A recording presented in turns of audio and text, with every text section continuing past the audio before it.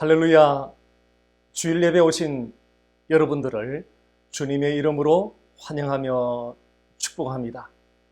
다 함께 일어나셔서 하나님을 찬양하며 나아가겠습니다.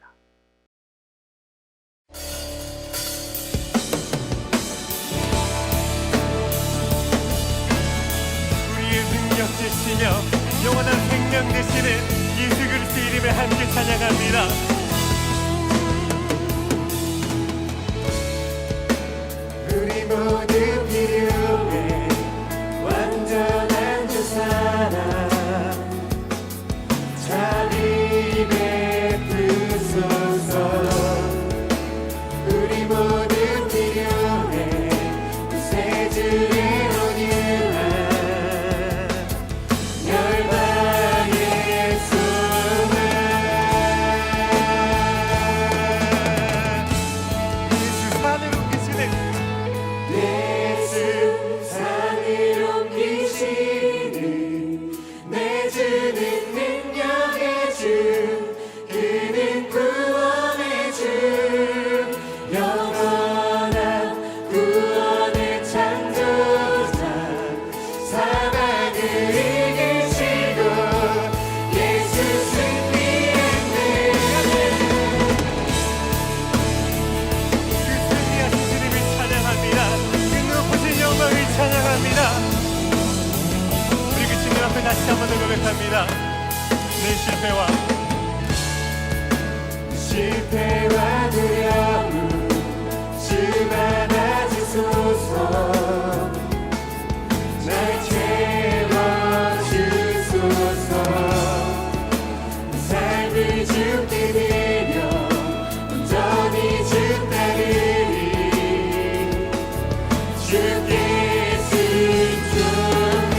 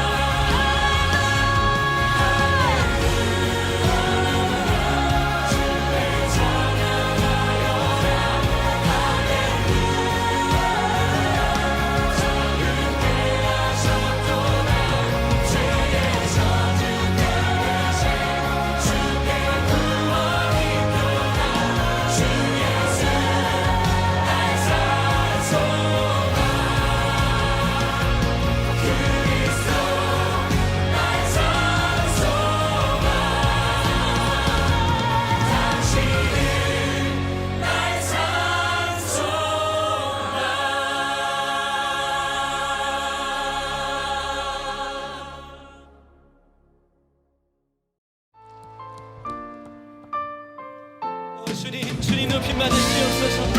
주의 거룩하고 위대하신 이름을 찬양합니다. 우리 경배합니다. 송축해,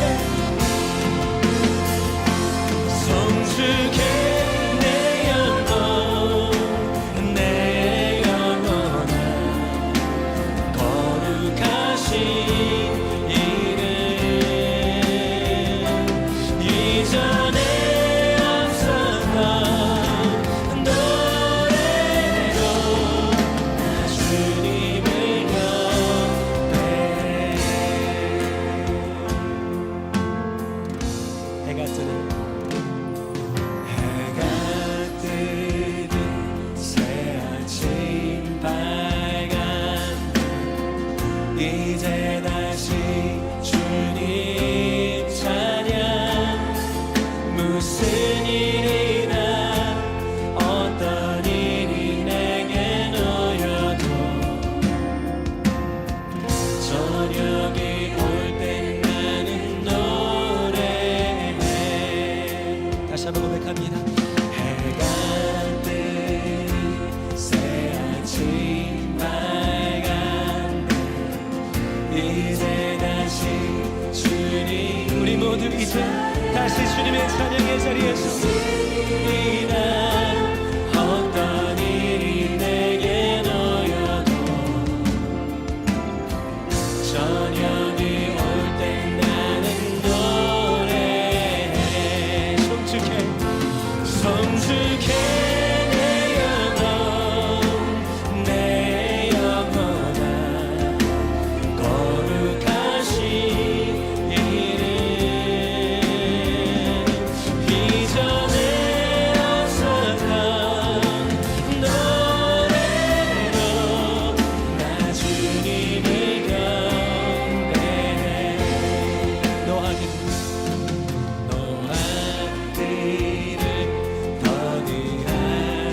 더디하시는 주, 그의 크신 사랑 넘치네.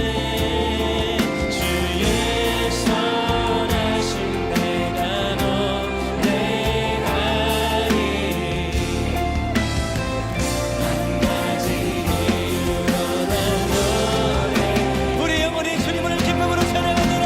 송축해 내 영혼, 내 영혼아. 거룩하신 이름 이전에 앞서던 노래로 나 주님을 경배해. 송축해 내 영혼, 내 영혼아. 거룩하신 이름 이전에 앞서던 노래로 나 주님을 경배해.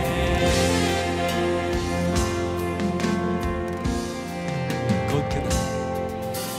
그날에 나의 힘 다하고 나의 삶의 여정 마칠 때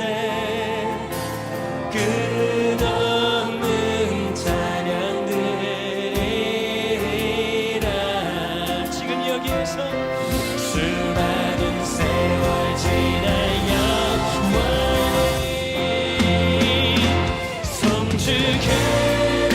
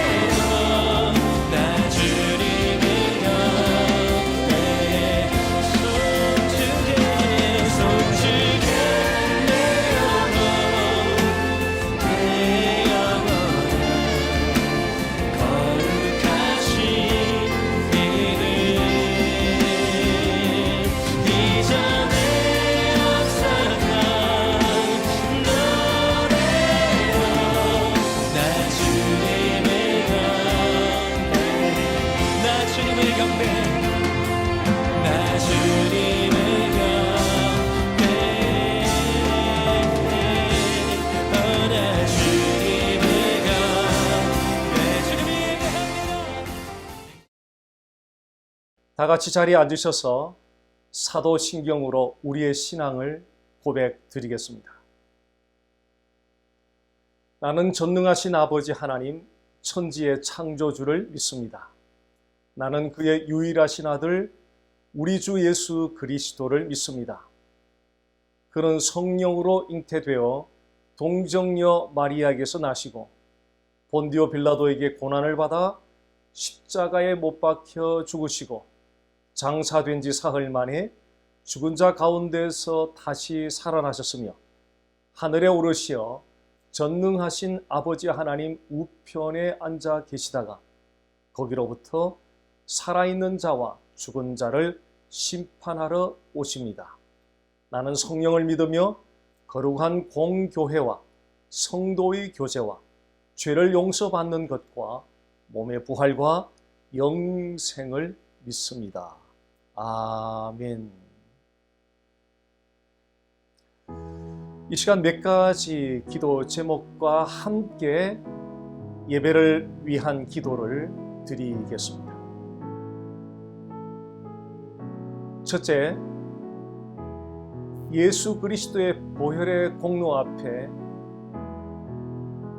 지난 한 주간에 우리의 모든 죄를 자백하면서 참회의 기도를 드리겠습니다. 둘째, 미국이 진정한 통치자요 만왕의 왕이 되시는 여호와 하나님을 중심으로 참된 신앙을 회복하도록 기도드리겠습니다.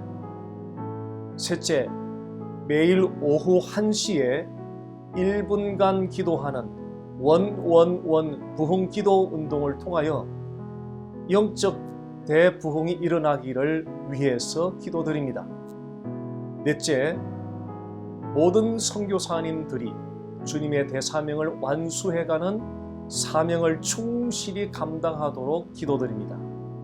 다섯째, 그리스도인들의 모든 가정들이 그리스도 중심의 예배 처소가 되어서 가정을 중심으로 소그룹 단위의 작은 교회들이 세워지는 운동이 일어나도록 기도드리겠습니다. 다 함께 합심하여 기도드리겠습니다.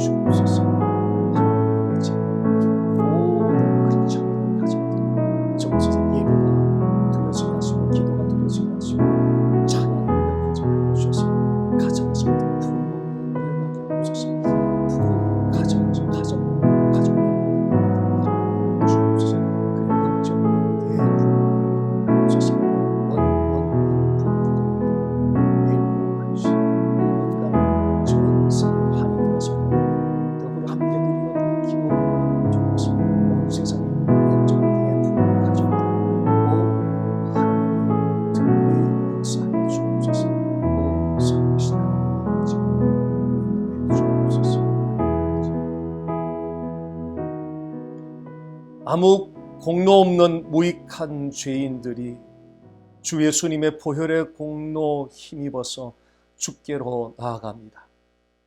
주의 보혈의 공로의 은총으로 충만하게 덮어 주시옵소서. 주의 영원한 영광 앞에 겸허하게 무릎을 꿇는 심정으로 주께 예배를 올려드리게 하옵소서. 죄로 가득한 세상 가운데서 더 이상 소망을 찾는 어리석음을 범치 않게 하시고 유일한 소망이신 주 예수 그리스도를 향하여 다름박질하게 하옵소서. 모든 영광과 모든 아름다움과 모든 지혜가 주께 있음을 이 시간 찬양 드립니다. 예수님 이름으로 기도드립니다. 아멘.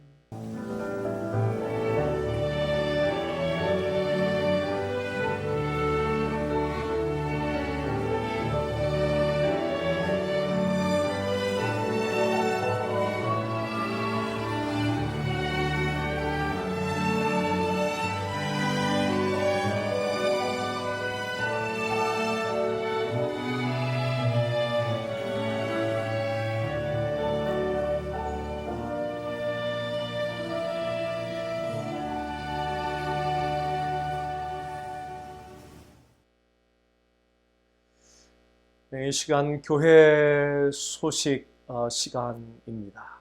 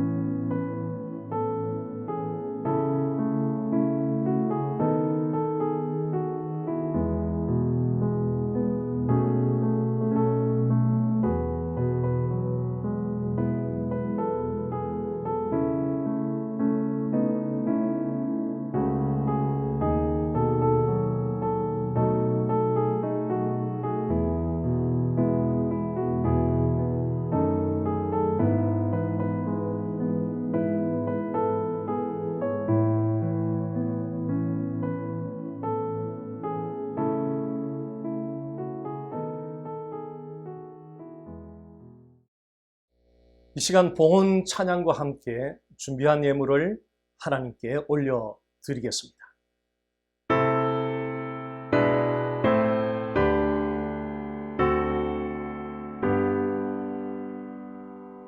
모든 것이 주께로부터 왔으니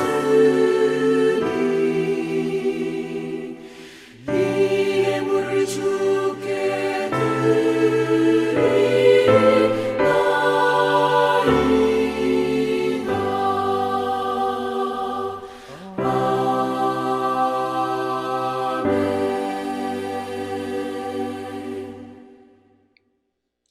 하나님 아버지, 주를 사랑하는 주의 백성들이 주께서 베풀어 주신 측량할 수 없는 은혜에 감사하고 또 감사함으로 이 예물을 올려드립니다. 주를 사랑하는 믿음으로 올려드리는 주의 백성들의 예물을 기쁘시게 받아주시옵소서. 저들의 삶 가운데 무엇보다 천국의 기쁨과 소망과 평안으로 가득 채워 주시옵소서. 예수님 이름으로 기도드립니다. 아멘. 오늘 주시는 하나님 말씀은 히브리서 12장 5절에서 10절까지 말씀입니다. 또 아들들에게 권하는 것 같이 너희에게 권면하신 말씀도 잊었도다 일러스되 내 아들아, 주의 징계하심을 경히 여기지 말며 그에게 꾸지람을 받을 때에 낙심하지 말라. 주께서 그 사랑하시는 자를 징계하시고 그가 받아들이시는 아들마다 채찍질하시리라 하였으니 너희가 참음은 징계를 받기 위함이라. 하나님이 아들과 같이 너희를 대우하시나니 어찌 아버지가 징계하지 않는 아들이 있으리요. 징계는 다 받는 것이거늘 너희에게 없으면 사생자요 친아들이 아니니라. 또 우리 육신의 아버지가 우리를 징계하여도 공경하였거든 하물며 모든 영의 아버지께 더욱 복종하며 살려 하지 않겠느냐. 그들은 잠시 자기의 뜻대로 우리를 징계하였거니와 오직 하나님은 우리의 유익을 위하여 그의 거룩하심에 참여하게 하시느니라. 아멘. 오래전에 다른 지역에 사는 어떤 장로님이 금요일 저녁 예배를 마치고 집에 도착했을 때 미리 잠복해 있던 3인조 복면 권총 강도에 의해서 크게 폭행을 당하고 헬리콥터에 의해 병원으로 이송되는 사건이 있었습니다. 그 장로님은 매우 신실한 예배자였고 봉사자였습니다. 그 사건을 겪은 후에 장로님은 깊은 딜레마에 빠졌습니다. 왜 금요일 저녁 예배를 드리고 집에 갔는데 그런 사고를 당하게 되었는지 이해를 할 수가 없었습니다. 그렇게 예배를 열심히 드리고 봉사를 하면서 교회를 다녔는데 어떻게 그런 사고를 당해야 되는지 장로님 입장에서는 이해가 되지 않았습니다. 그 장로님에게는 그 사건이 큰 시련이었던 것입니다. 우리는 그리스도인의 삶에 대한 기대를 조율할 필요가 있습니다. 대체적으로 사람들은 교회 생활에 충실히 하면 형통한 일들이 찾아올 것을 기대합니다. 교회 생활을 충실히 하면 우리가 기대하는 대로 형통한 일들이 찾아옵니다. 그런데 문제는 형통한 일만 찾아오는 것이 아니라 시련도 찾아올 수 있다는 것입니다. 많은 그리스도인들이 삶에 찾아온 시련에 대해서 매우 혼란스러워합니다. 여러분은 이 시련에 대해서 어떻게 이해를 하고 계십니까? 시련에는 여러 가지 의미가 있습니다. 그 가운데 하나는 시련이 주의 징계와 아주 밀접한 관계가 있다는 것입니다. 히브리서 12장 5절에서 7절 말씀을 다시 보겠습니다. 또 아들들에게 고난하는 것 같이 너에게 권면하신 말씀도 잊었도다 일러스되 내 아들아 주의 징계하심을 경히 여기지 말며 그에게 꾸지람을 받을 때에 낙심하지 말라. 주께서 그 사랑하시는 자를 징계하시고 그가 받아들이는 아들마다 채찍질하심이라 하였으니 너희가 참음은 징계를 받기 위함이라. 하나님이 아들과 같이 너희를 대우하시나니 어찌 아버지가 징계하지 않는 아들이 있으리요. 이 세 구절에서 핵심 단어는 징계, 디스플린입니다. 각 구절마다 징계가 나타나고 있습니다. 오늘은 이 징계와 관련된 징계에 관한 네 가지 질문과 함께 말씀을 나누도록 하겠습니다. 첫 번째 질문은 주의 징계란 어떤 것인가입니다. 주의 징계란 어떤 것입니까? 히브리서 기자가 사용하고 있는 이 징계, 디스플린과 같은 의미의 다른 단어가 디도서 2장 12절에서 발견됩니다. 디도서 2장 11절, 12절 말씀을 보겠습니다. 모든 사람에게 구원을 주시는 하나님의 은혜가 나타나 우리를 양육하시되 경건하지 않은 것과 이 세상 정욕을 다 버리고 신중함과 의로움과 경건함으로 이 세상에 살고. 징계와 같은 의미의 다른 단어는 양육입니다. 모든 사람에게 나타난 하나님의 은혜가 우리를 양육한다고 말씀하고 있습니다. 여기서 우리를 양육한다는 의미는 우리의 믿음이 계속 성장하여서 그리스도의 형상을 닮아가기까지 우리를 훈련한다는 뜻입니다. 주의 징계가 우리에게 찾아오면 정신적으로나 육체적으로 고통을 느낍니다. 주의 징계로 말미암아 찾아온 고통에 대해서 우리는 본능적으로 빨리 벗어나고 싶어 합니다. 그런데 그 고통을 느끼는 가운데서 그리스도의 형상을 닮아가지 못한다면 그 고통은 우리에게 아무런 유익이 없는 낭비가 되고 말 것입니다.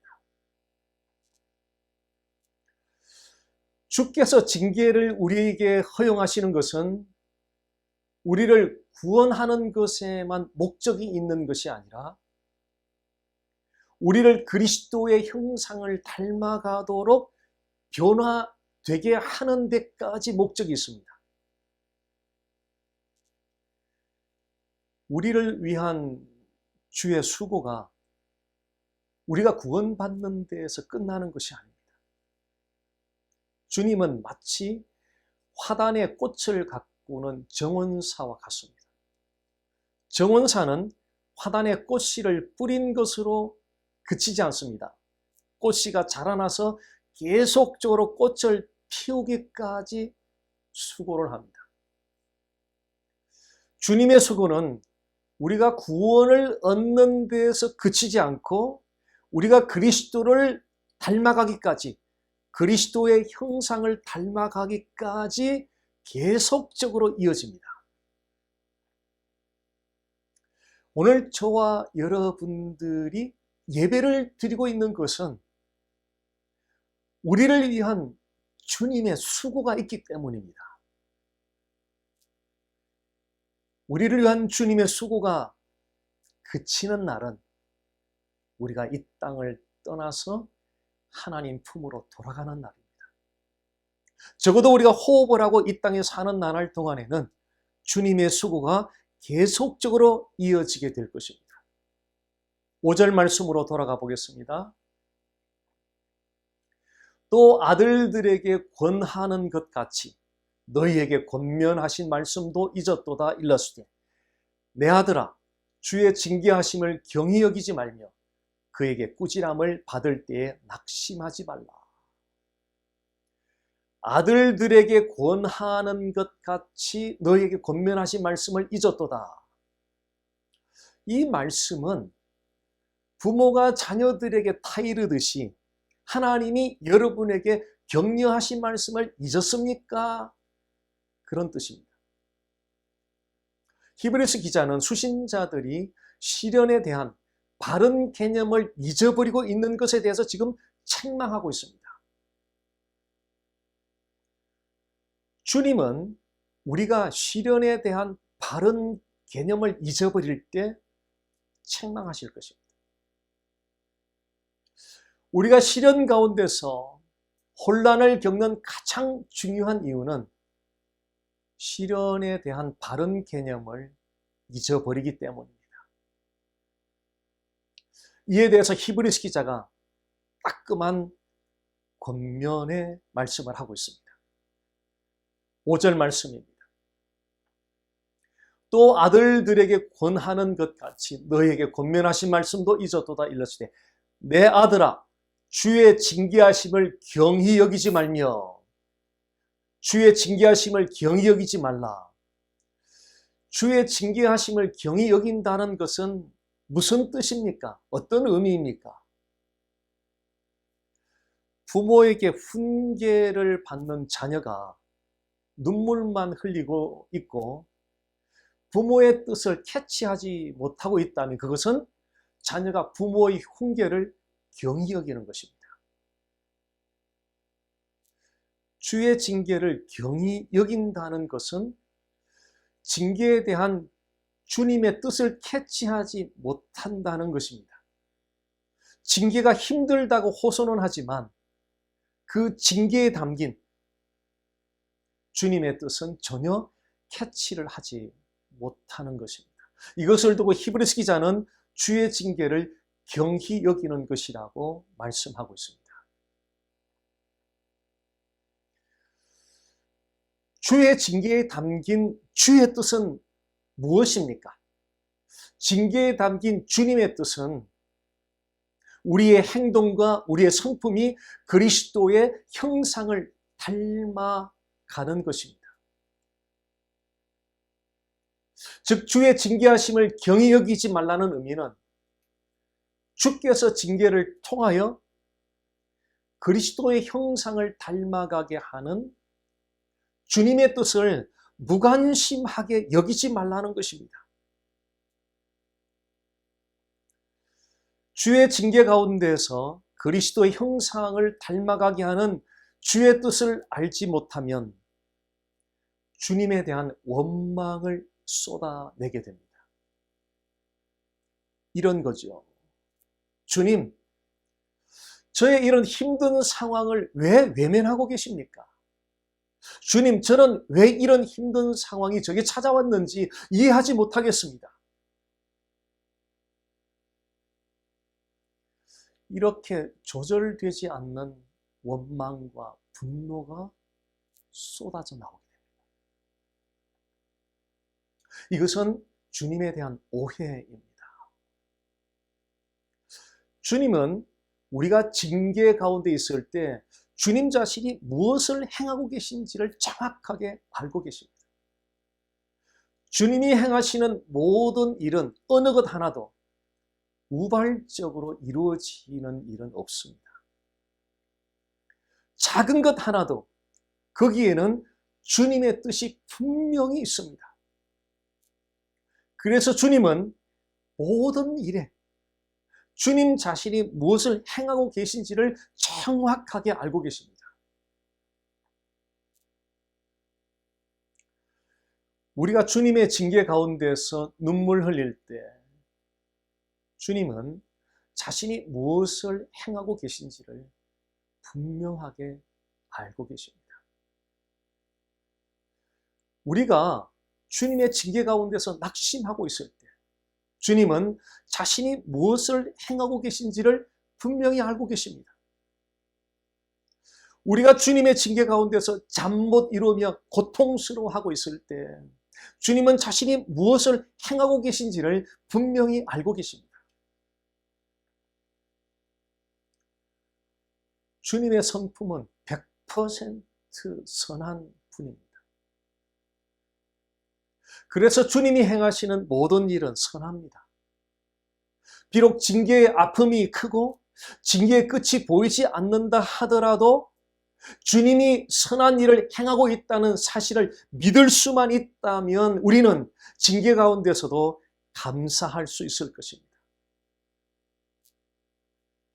비록 징계의 아픔이 크고 징계의 끝이 보이지 않는다 하더라도 움직일 수 없는 진리가 있어요.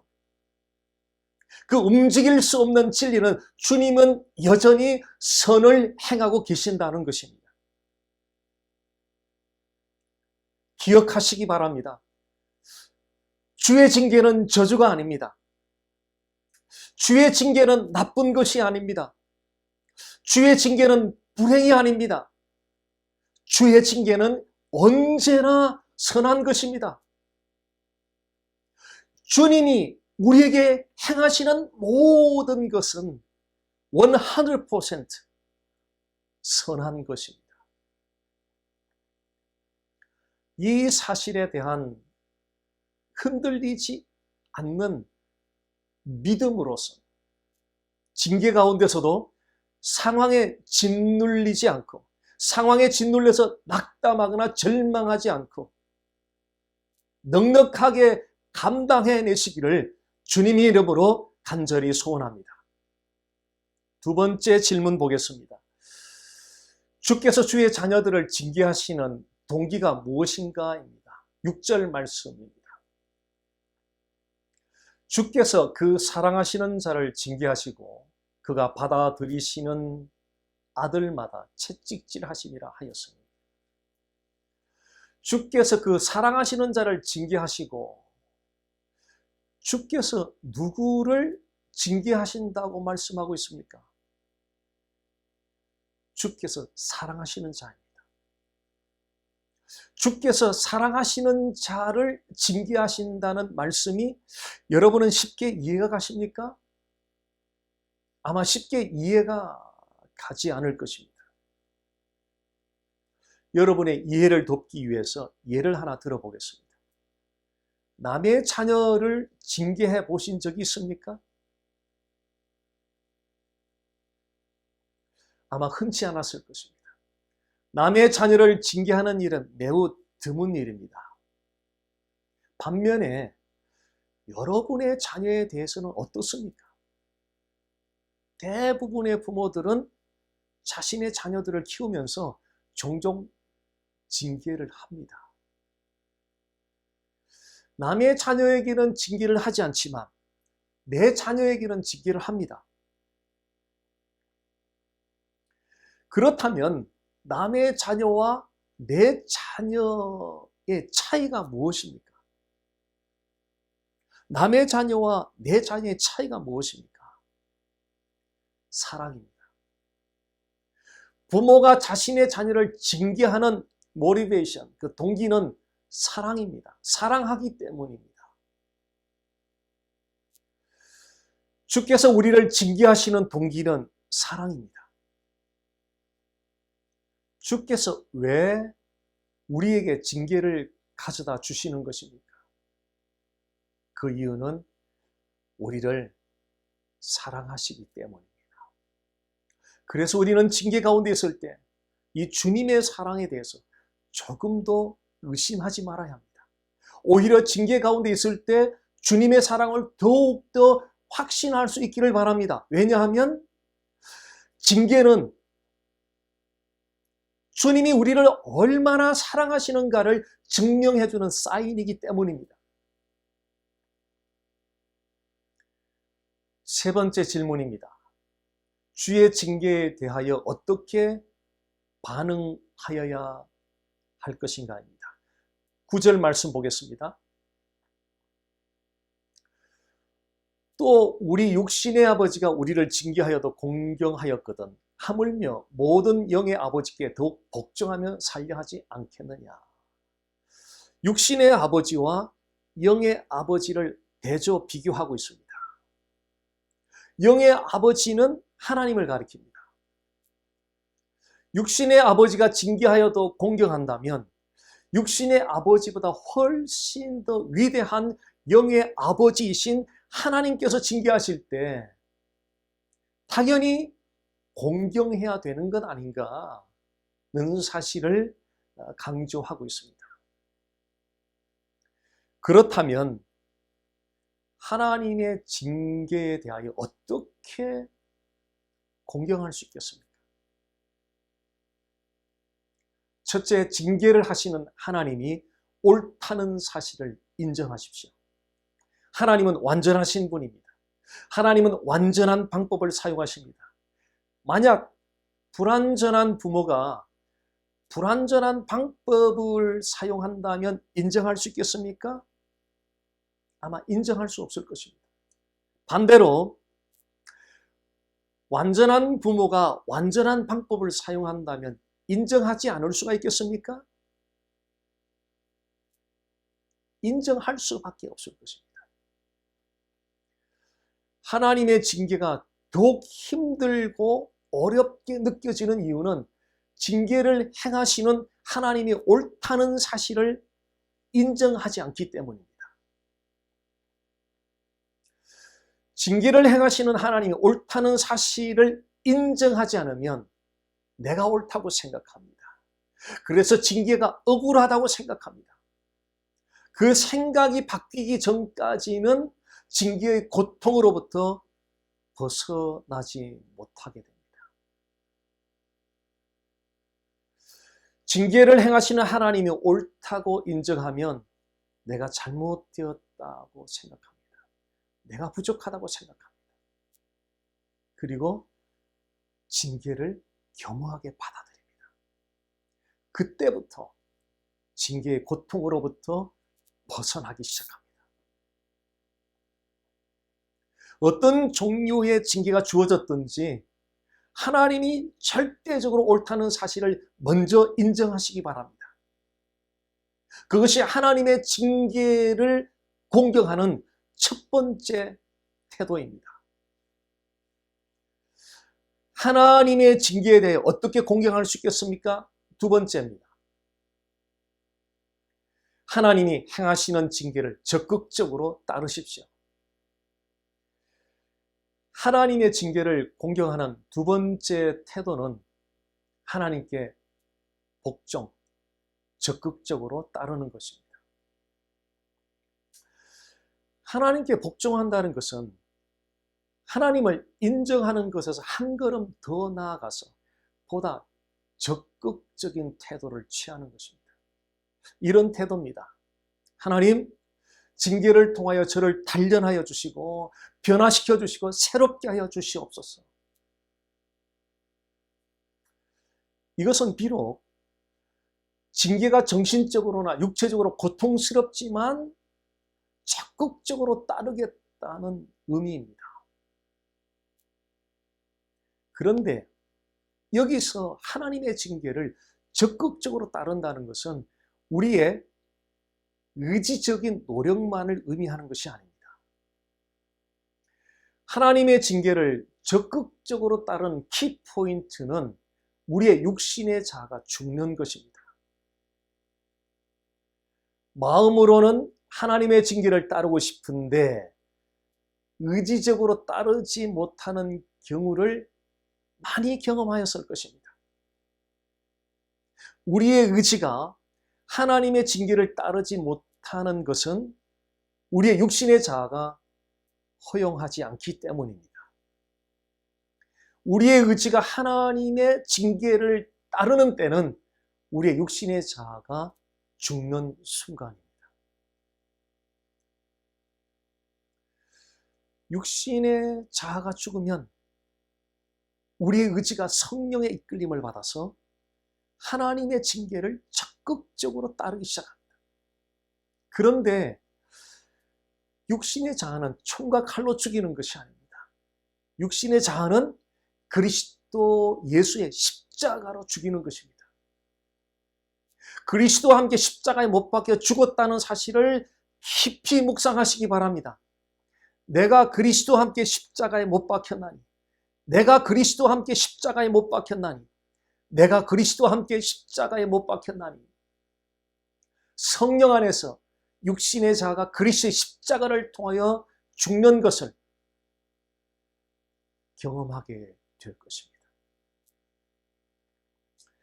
네 번째 질문은 주의 징계의 결과는 무엇인가입니다.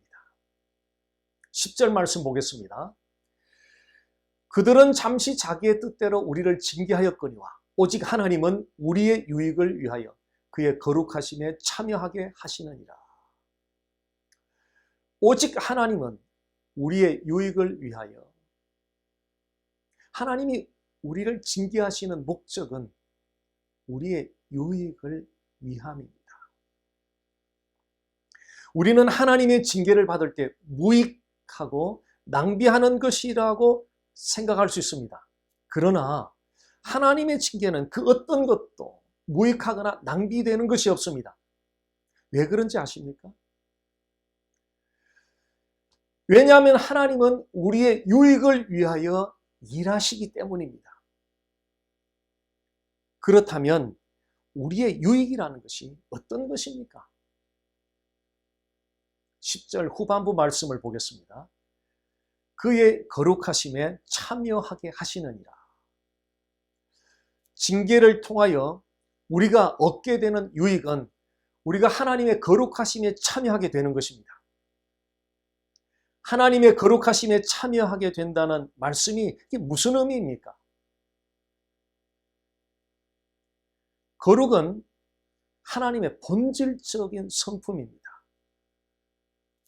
징계를 통하여 우리가 하나님의 본질적인 성품에 참여하게 된다는 것입니다. 하나님의 본질적인 성품에 참여하게 되는 것을 보다 실질적으로 설명을 드리면 성령의 열매를 맺는 삶을 사는 것입니다. 징계는 농부가 밭에 씨를 뿌리는 것과 같습니다. 농부가 밭에 씨를 뿌린 그 결과는 열매를 맺습니다. 마찬가지로 하나님은 징계의 결과로 우리에게서 성령의 열매를 맺는 것을 보기를 원하십니다. 우리가 성령의 열매를 맺을 때 하나님이 만족하시고 우리에게는 기쁨과 만족과 평안이 찾아오게 될 것입니다. 이것이 징계가 우리에게 가져다 주는 유익입니다. 징계란 무엇입니까? 주께서 우리로 하여금 그리스도의 형상을 닮도록 훈련하는 것입니다. 주께서 우리를 징계하시는 그 모티베이션, 동기가 무엇입니까? 우리를 사랑하시기 때문입니다. 주의 징계에 대하여 어떻게 반응하여야 합니까? 주님이 옳다는 것을 인정하고 적극적으로 따르는 것입니다. 주의 징계의 결과는 무엇입니까? 우리로 하여금 성령의 열매를 맺게 하고 기쁨과 평강과 만족을 누리게 하는 유익입니다. 이 시간 들으신 말씀을 기억하면서 주의 징계를 바르게 이해할 수 있는 지혜를 주시고 주의 징계를 적극적으로 받아들이고 따를 수 있는 믿음을 달라고 다 함께 합심하여 기도드리겠습니다. 살아계신 하나님 아버지, 주의 징계가 때로는 하나님 아버지 원망스럽고 때로는 불만족스러워서 하나님 항변할 때도 있었습니다. 그러나 오늘 말씀을 통하여 주의 징계는 그리스도의 형상을 닮도록 하는 훈련이라는 사실을 깨닫고 그리고 주의 징계를 하시는 그 하나님의 동기가 우리를 그토록 사랑하시기 때문에 사실입니다.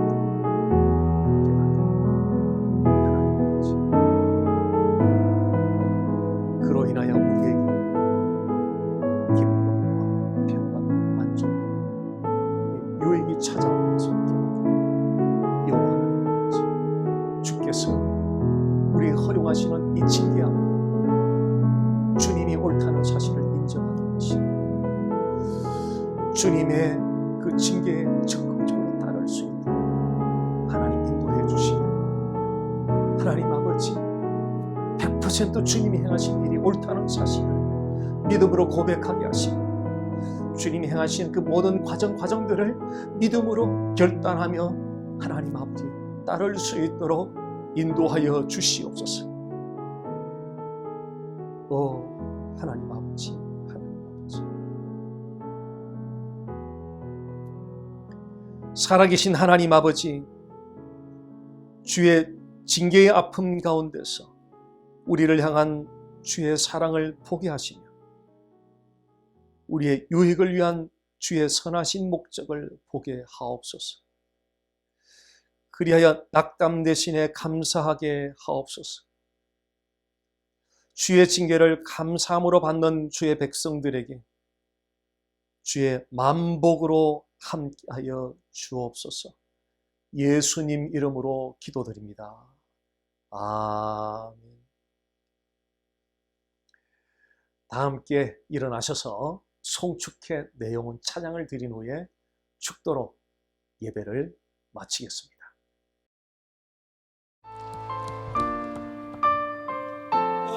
주님 높이 받으시옵소서. 주의 거룩하고 위대하신 이름을 찬양합니다. 우리 경배합니다. 송축해 내 영혼 내 영혼아 거룩하신 이름 이전에 앞서가 주님을 경배해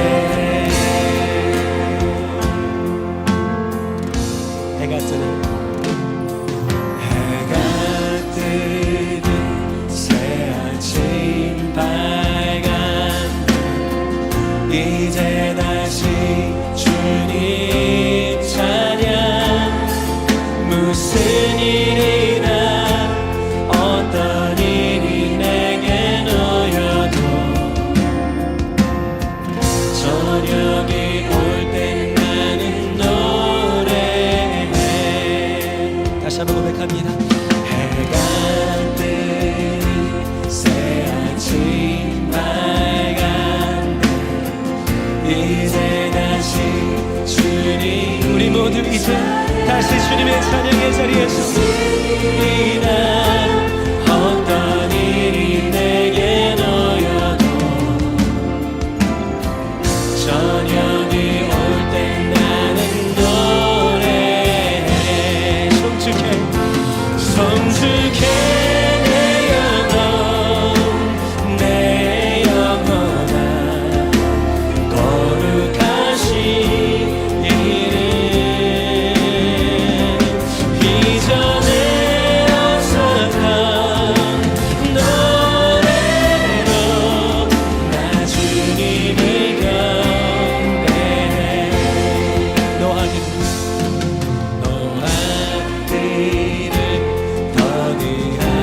더디하시는 주 그의 크신 사랑 넘치네 주의 선하신 내가 노래하리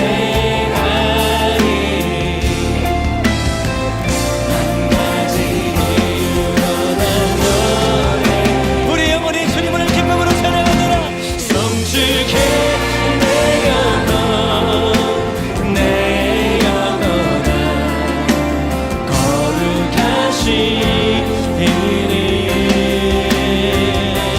이전에 없었던 노래로 나 주님을 경배해 성축해 내 영혼 내 영혼아 거룩하신 이름 이전에 없었던 노래로 나 주님을 경배해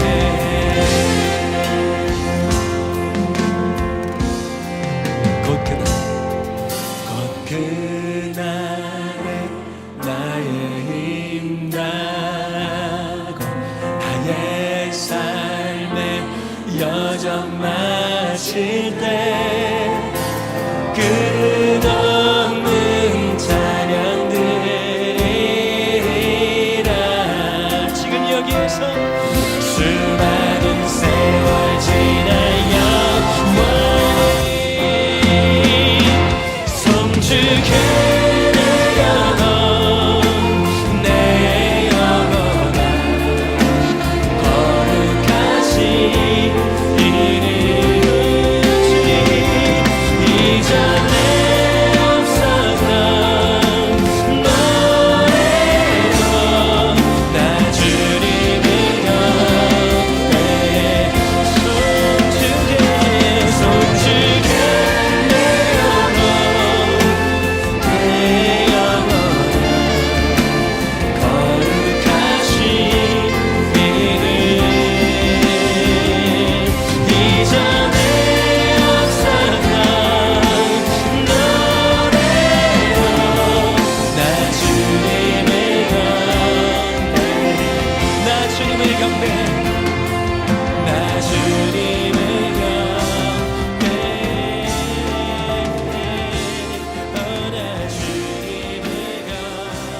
나 주님을 이제는 우리 주 예수 그리스도의 은혜와 하나님 아버지의 사랑과 성령의 교통하심이 귀한 예배로 하나님께 영광 돌린 주의 백성들 머리 위에와 가정과 자녀들과 일터 위에와 남가주 보배로운 교회 위에 이제로부터 영원토록 함께 하시기를 간절히 축원하옵나이다. 아멘. 아멘.